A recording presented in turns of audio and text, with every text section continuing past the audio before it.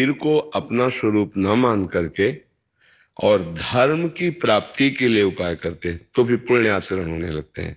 जब हम अपने शरीर, अपने मन, अपने आप को प्रभु के चरणों में समर्पित करके प्रभु का नाम जप करते हैं प्रभु की आज्ञा के अनुसार, तो भक्ति का प्रादुर्भाव हो जाता है। भक्ति से शुभ और अशुभ दोनों का नाश होकर भगवत प्राप्ति हो जाती है। जब हम भक्ति मार्ग में चलते हैं तो उसमें शिक्षा मिलती है कि सब में हमारे प्रभु विराजमान हैं। तो हम जिनको अपना जीवन समर्पित करते हैं उन्हीं के निमित्त हम सबकी सेवा करते हैं। तब हमारा खुद का स्वार्थ नष्ट हो जाता है और परमार्थ पुष्ट होने लगता है। जब तक हमारे हृदय में भक्ति नहीं तो स्वार्थ का राज्य रहता है। इसलिए हमारे आचार्य श्री सेवक जी महाराज सिद्धांत के उन्होंने कहा है, स्वार्थ सकल तजी गुरु चरणन भजी, गुण नाम सुनी कथि संतन को संग करी। स्वार्थ का त्याग कर दो। कब होगा?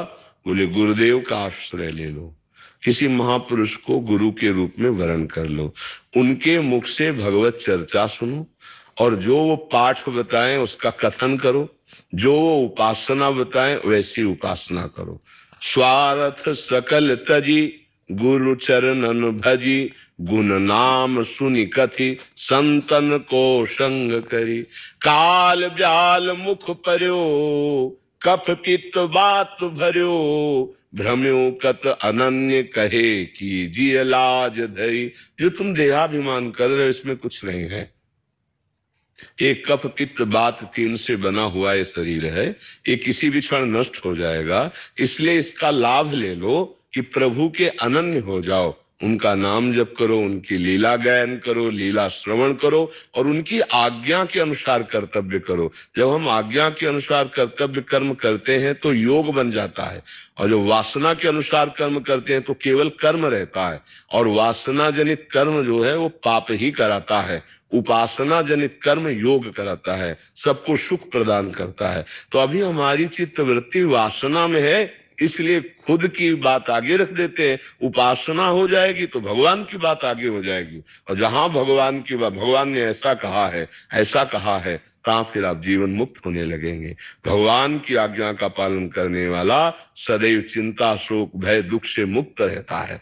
भगवान की कृपा प्रसाद से समस्त दोषों का नाश हो जाता है। हाँ, मत प्रसाद तर्ष्यति सर्व दुर्गाणी, समस्त जितने पाप हैं, असत आचरण पहाड़ की तरह हैं, इन सब से भगवान की कृपा प्रसाद से वो पार हो जाता है। जैसे वज्र का प्रहार कर दे तो पर्वत चूर चूर हो जाए, ऐसे भगवान नाम वज्र के समान है पाप का नाश करने के लिए। जैसे दावाग्नि लग जाए तो पूरे जंगल को भस्म कर दे, ऐसे काम, क्रोध, लोभ, मोह, मद, मत्सर, इनके जंगल को नष्ट करने के लिए भगवान नाम समर्थ ज्वाला है। तो जो नाम जप करता है उसके अंदर ऐसी सामर्थ्य आ जाती है कि वो खुद को आगे न रख करके भगवान को आगे रखता है, और खुद को भगवान के चरणों में समर्पित करके अपने को अधम देखता है, नीच देखता है, और भगवान की कृपा को देखकर आनंद मगन रहता है। तृणादपि सुनीचेन, अपने को जो नीच देखता है वही भगवान की भक्ति को प्राप्त करता है। या इतना बड़ा हो जाए कि संपूर्ण संसार हम में समा जाए तो ज्ञान, या इतना छोटा हो जाए कि संपूर्ण संसार हमारा स्वामी, हम सेवक तो भक्ति, भगवान को समर्पित कर्म तो कर्मयोग। अगर ये नहीं है तो फिर व्यर्थ के कर्म होते रहते हैं और जीवन बर्बाद हो जाता है। आप समझ पा रहे हैं? तो खुद को तब तक आगे आप रखोगे जब तक वासना है, और जहां उपासना हुई तो भगवान आगे हो जाएंगे। उनकी आज्ञा के अनुसार कार्य होगा तो हमारा जीवन दैवी शक्ति से, दैवी संपदा से युक्त हो जाएगा, हमारा मंगल हो जाएगा।